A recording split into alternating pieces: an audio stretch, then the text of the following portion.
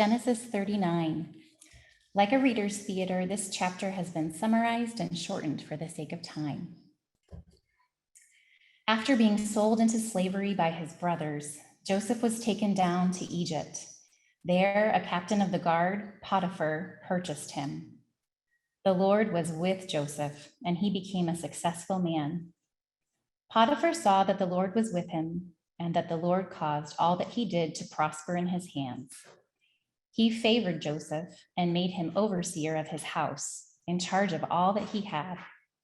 From then on, the Lord blessed the Egyptian's house for Joseph's sake, everything in both his house and fields. So Potiphar left all that he had in Joseph's charge and had no concern for anything but the food that he ate. Joseph was handsome and good-looking and caught the attention of Potiphar's wife. She soon propositioned him, but he refused. He told her that Potiphar had put him in charge of everything but her, and he could not sin against God in this way. Despite her repeated attempts, he never consented and avoided her. One day, though, while no one else was in the house, she caught hold of his clothes and said, "Lie with me." But he left his coat in her hand, fled, and ran outside. She then called out to the members of her household and said, "See, my husband has brought among us a Hebrew to insult us. He came in to attack me, but I cried out with a loud voice. He ran away so quickly that he left his coat beside me." When Potiphar came home, she repeated her accusation. At that, Potiphar became enraged and immediately threw Joseph into the prison where the king's own prisoners were confined. But the Lord was with Joseph and showed him steadfast love. God gave Joseph favor in the sight of the chief jailer. The chief put Joseph in charge of all the other prisoners and paid no heed to anything that was in Joseph's care, because the Lord was with him, and whatever he did, the Lord made it prosper. Good morning. Before we get into today's message, I want to do one thing. We're going to connect the dots between last week and today's story that you just heard. We're now several generations beyond Abraham and Sarah. Abraham and Sarah's long-awaited son, Isaac, married Rebekah. Isaac and Rebekah had twins, Jacob and Esau. Through trickery and deceit, Jacob, the younger twin, received the family inheritance. Jacob was also given the name of Israel, which the Jewish nation still carries today. Joseph, today's main character, was Jacob's second youngest of 13 children.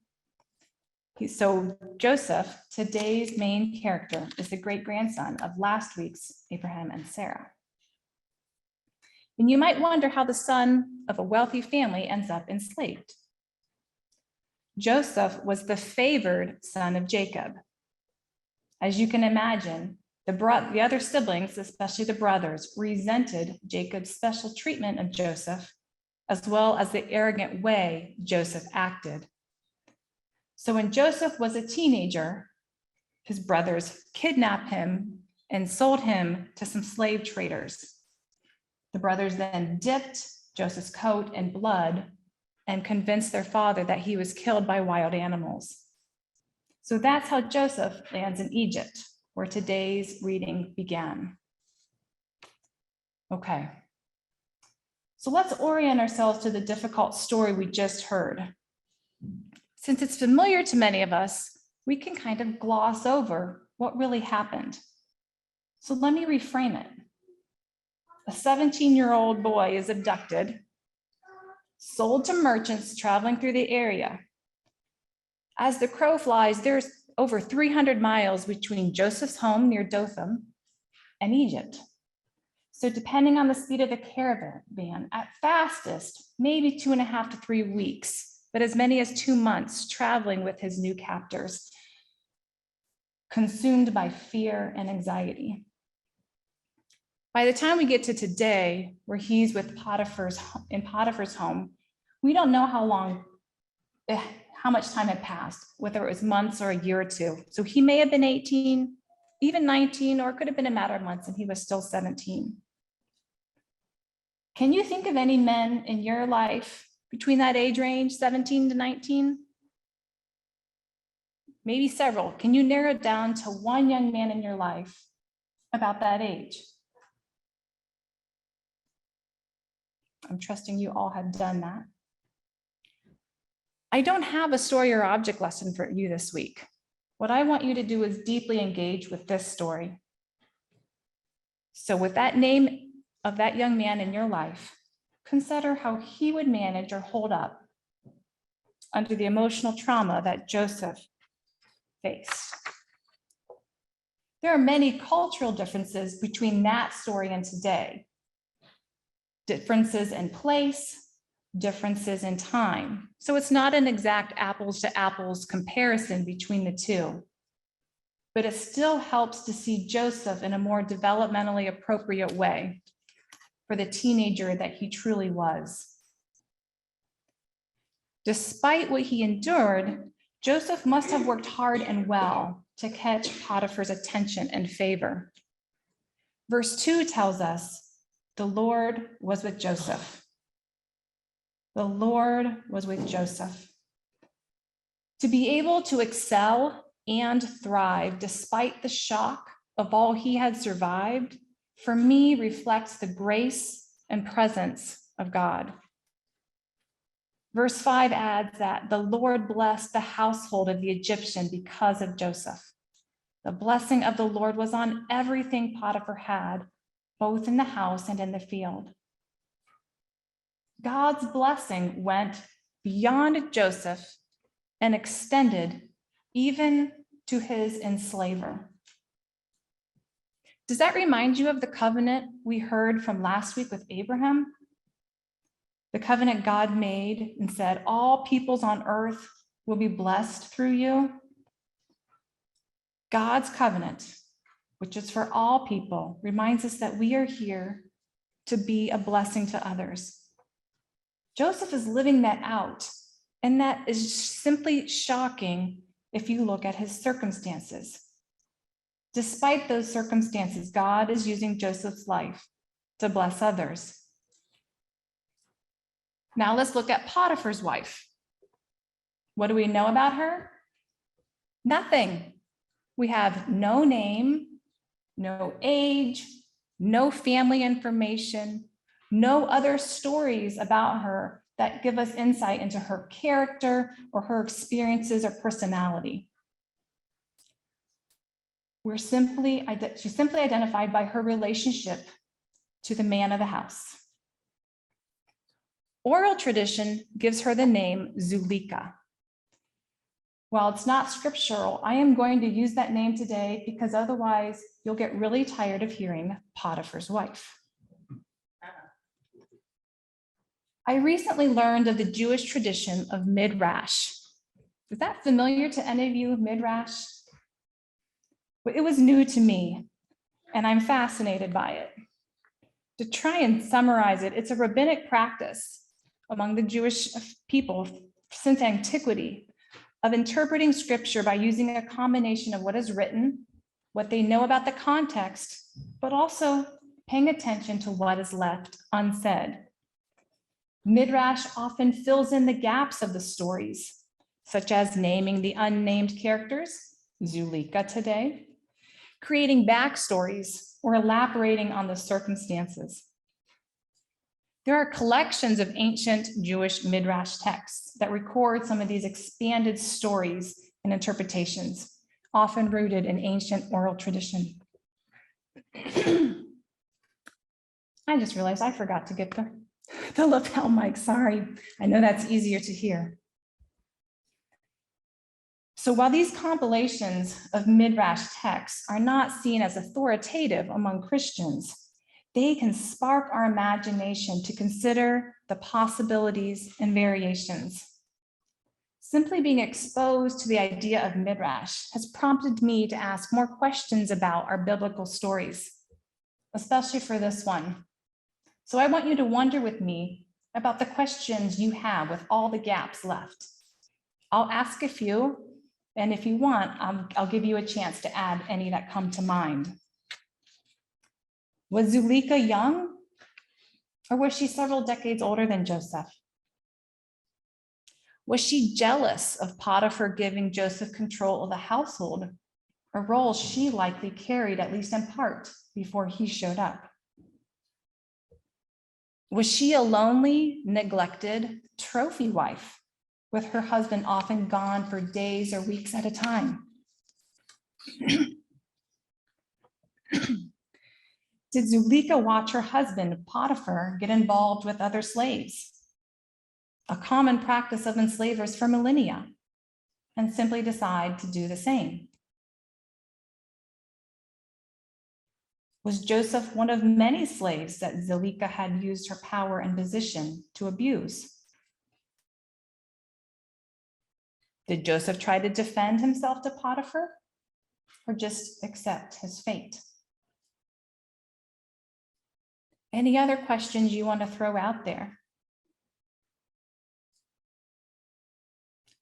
I'm going to give you just a moment to grab my water.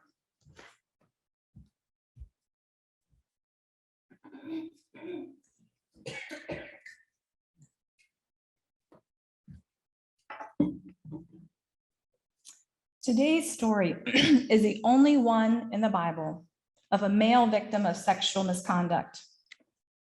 This story is often associated with messages of self-control in the face of temptation. But I ask why? Why would we assume Joseph was tempted to get involved with Zuleika, one of the people responsible for his enslavement? Why don't we see this as terribly offensive and repulsive, as we would if Joseph were female? Why don't we see this as the same abuse of power, the same atrocity as the same countless Southern enslavers that took advantage of enslaved women on their plantations? A lot of questions, and we don't have any nice, tidy answers for any of them. Potiphar's wife took advantage of her power and position to harass and exploit Joseph, despite his definitive no. The only difference I can potentially see is that because of gender, Joseph was physically strong enough to resist, even though he had no recourse for justice against her harassment. Even today, there's still a high frequency of assault against men. I was shocked to learn 43% of men report experiencing violence or harassment of this type in their lifetime. 43%. While women report it at nearly twice this rate, I say it's way too common for all genders. Since men are less likely to report it, the public typically doesn't recognize how prevalent it is. So while Potiphar's wife claimed that Joseph tried to assault her, it was Joseph that experienced yet more trauma.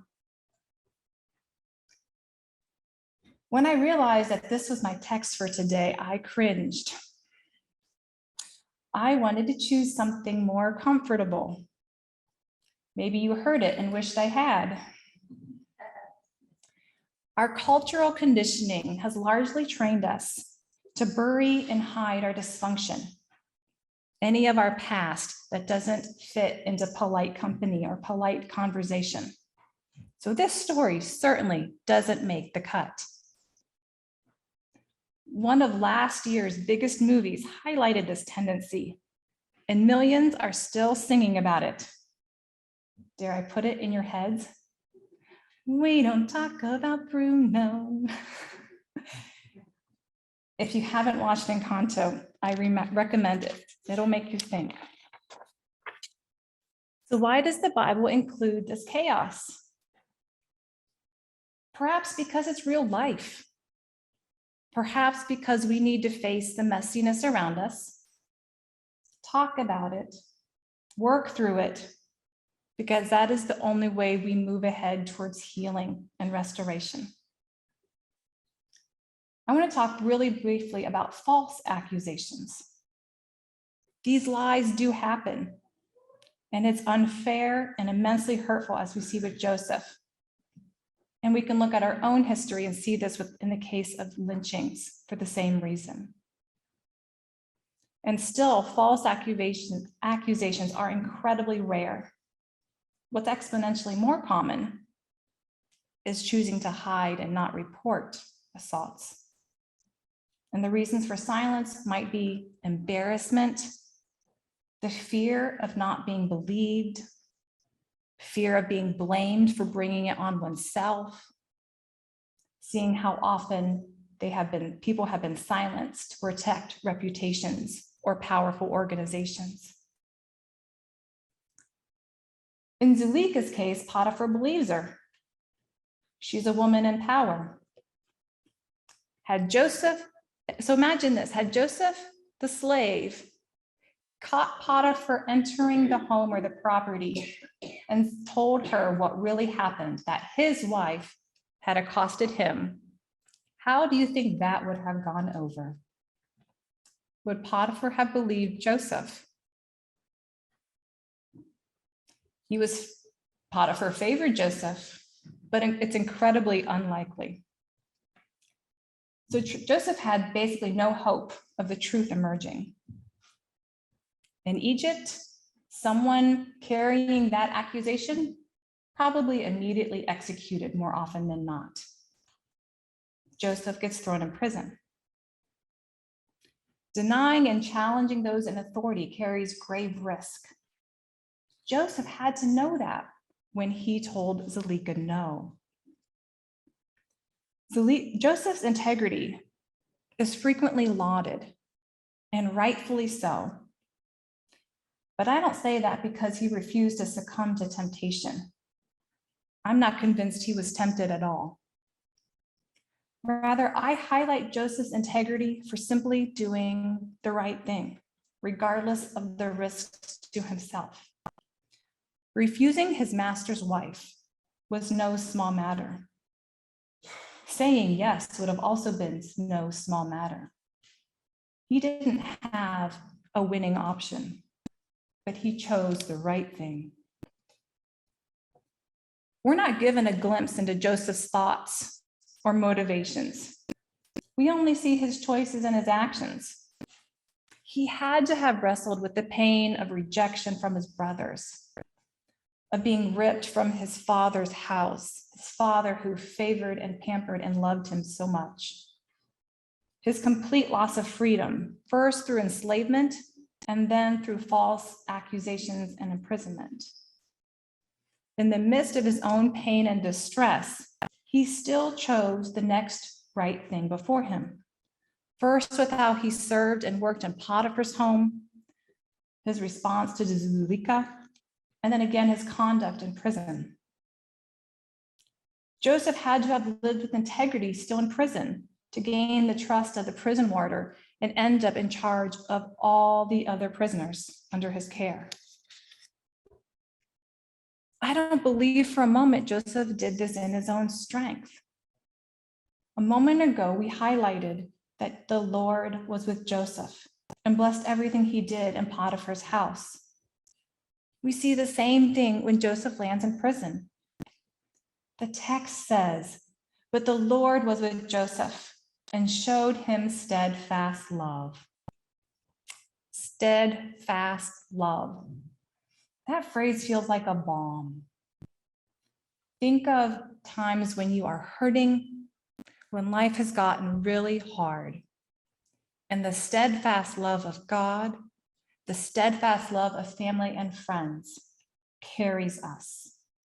It does so much to tend a bruised and battered heart. The repeated assurances and reminders of God's presence and love, it's a message for all of us.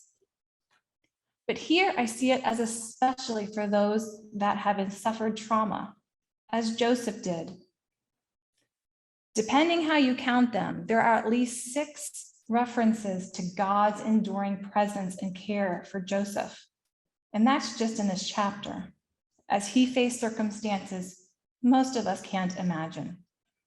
Slavery, harassment, which statistically over half of this room has endured, and then imprisonment, which lasted for 10 years.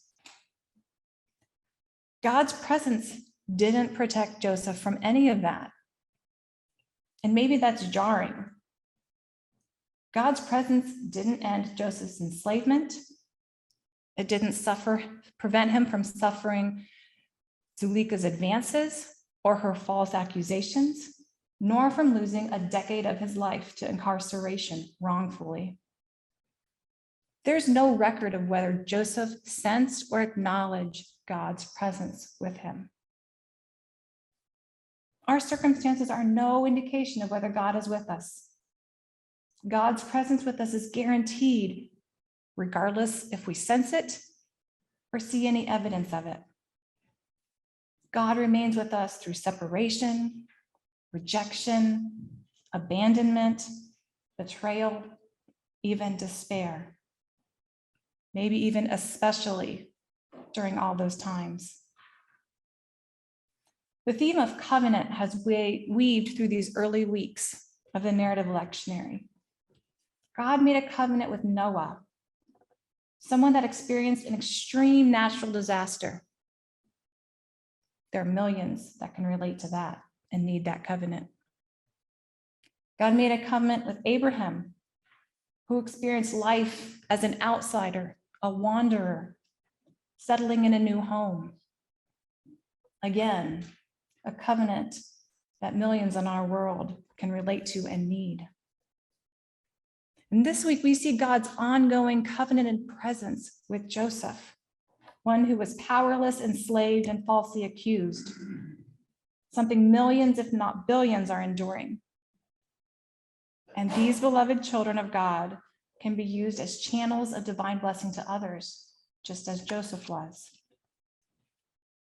Joseph had no guarantee of what was coming next or hope for a way out. There were no international investigations, detectives that he could hope for rescue. And still he faced what was in front of him, and he did the next right thing. None of us are likely to face the dramatic circumstances that Joseph endured, but they can still feel equally traumatic and uncertain.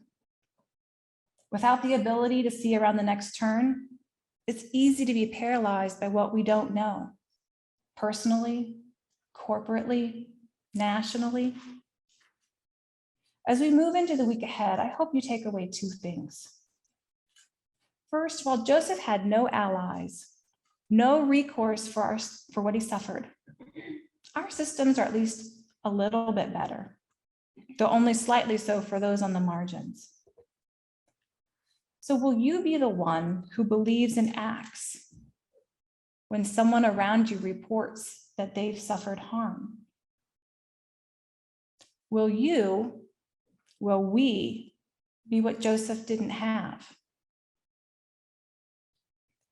Second, I want you to consider how we can follow Joseph's example of doing the next right thing.